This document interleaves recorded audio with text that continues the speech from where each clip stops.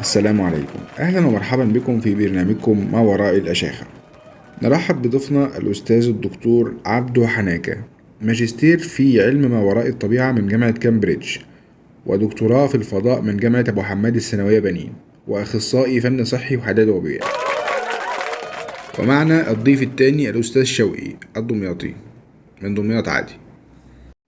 مرحبا ومرحبا ورحبة ورحابة وأرحاب بيك يا مذيع وبضيفك الكريم. اهلا بكم جيع وضيفك الاستاذ ابو اسمح رحاب. لي أدخل في الموضوع على طول. إيه رأيك يا دكتور في اللي ترامب بيعمله في العالم اليومين دول؟ مين قالك إن في حاجة اسمها ترامب أصلا؟ ترامب يا جدع، مش عارفه ولا ايه؟ رئيس امريكا، الراجل الاصفر ده. أمريكا كمان؟ أمريكا دي خزعبلة ضحلة. زعبله كلحه ازاي يعني؟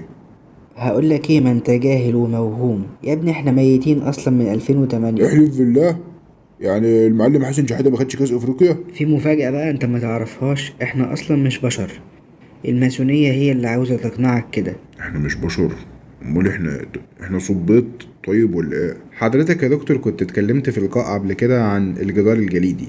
ايوه طبعا، ده جدار موجود في نهاية العالم، حكومات العالم مش عايزاكوا تعرفوا عنه طب ايه يا حاجة. دكتور، ممكن توضح لنا فايدة الجدار الجليدي ده؟ زي ما قلت ووضحت قبل كده، حكومات العالم بتخفي وراء اسرار الكوكب، زي ان مثلا الديناصورات عايشة لسه هناك. معلش يا مذيع، احب اعقب على كلام الدكتور ابو رحاب واضيف معلومه ان فعلا الديناصورات لسه عايشه. جولوا ورايا امبارح وانا رايح اصلي الفجر، بس هوشتهم بزلطه كده فاتهدتوا مني. فعلا الكوكب ده غريب ومدور، كله منفذ على بعضه. الكوكب مش مدور ولا كروي، دي الخدعة اللي حكومات العالم عايزاك تصدقها. انت من بتوع الارض مش كرويه والارض مسطحه يا جاهل، الارض لا كروية ولا مسطحة، الارض اصلا على شكل ديناصور، وهثبت لك بالدليل العلمي. ممكن يا جماعة تعرضوا الصور على الشاشة؟ واللي. طب واحنا في انهي حته في الديناصور ده يا ابو رحاب؟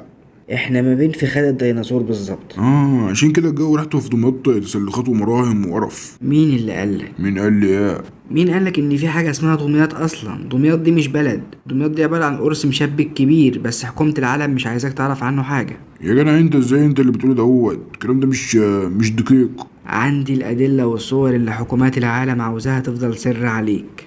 يا نهار ازرق، يعني انا ما اسميش شوقي الدمياطي، اسمي شوقي المشبك. ايوه، امال ايه؟ تاخد الكبيرة بقى، مفيش حاجة اسمها لا شمس ولا قمر، الشمس دي عبارة عن لندن يوم كبيرة. ايوه انا عارف الكلام ده، والناس ورا الجدار الجليدي بتاعك بيطلعوا كل يوم الصبح يفتحوا كوبس الكهرباء كده بتاعك. انت بدأت تشغل دماغك معايا. والقمر والناسا بيحطوها في الكوبس برضو عشان يوفروا كهرباء بالليل. لا خلي بالك، ده انا مدورم في الحاجات دي قوي، ده انا بحب الحاجات دي قوي يعني. انت كده بدأت تفهم شوية في الحاجات اللي حكومات العالم مش عايزك تعرفها. لا خلي بالك، ده انا قوي قوي بس مخبي. انا محتاج العقلاء اللي زيك عشان نكون جيش ونقدر نقف قدام الغزو الفضائي اللي هيحصل لنا. يا نهار ابيض، هو الفضاء يغزنا ولا ايه؟ في جيش من الدجاج الفضائي المدمر هيحتل الارض، انا واجهتهم بنفسي بس ما قدرتش عليهم للاسف. دجاج اللي هو فراخ يعني؟ ليه دجاج كنتاكي ولا ايه؟ انا معايا الدليل اللي بيثبت ان في دجاج فضائي بيلف حوالين الارض وحكومات العالم مخبية علينا. يا عم الدجاج ما بيلفش الا فسيخ الشاورما اللي عند ابو مازن. انت صباح الفل، انت جعان ولا ايه؟ طب اعرض الفيديو لو سمحت، انا بتكلم بالدلائل والبراهين.